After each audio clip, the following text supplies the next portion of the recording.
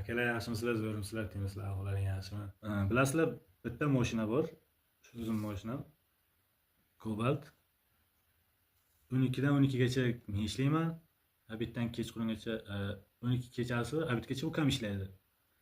Shu bitta mashinada tirikchiligimizni ko'rib turibmiz. Lekin shunday bo'lsa ham, shu har kuni liniyadamiz. Bilmayman, shu mart oyiga kelib endi bir ko'kalamga chiqyapmiz, lekin men kreditimni to'lay olmayapman. Hayron qolaman shunga. Pullar qayerga ketdi deyman. Hisob kitob qilib chiqyapman. To'lgan kun ko'payib ketibdi dazlar. Shu mart oyiga to'lgan kun ko'payib ketdi. Bundan tashqari hojilar keldi, u yoqqa ketdik.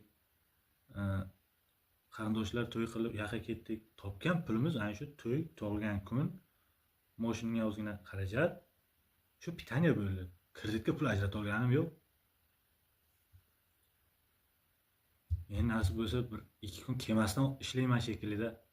Kreditni dushanba, seshanba kuni yopmasam, yana cho'lni suskiga tushib qolmaylik, yana kerak bo'lib qolganda kimga elanasiz kredit olib beradi? Hozir kim kredit olib beradi?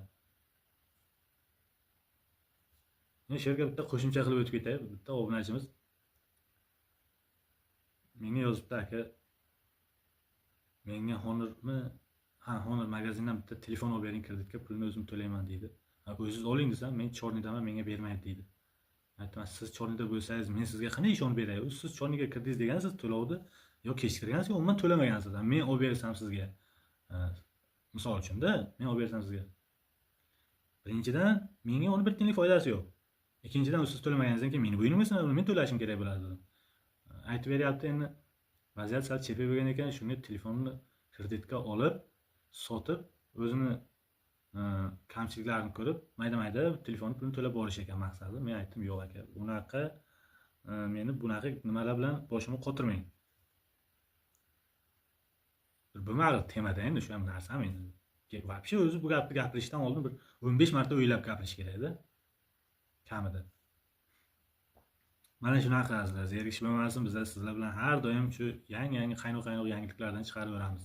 Sog' bo'ling, omon bo'ling.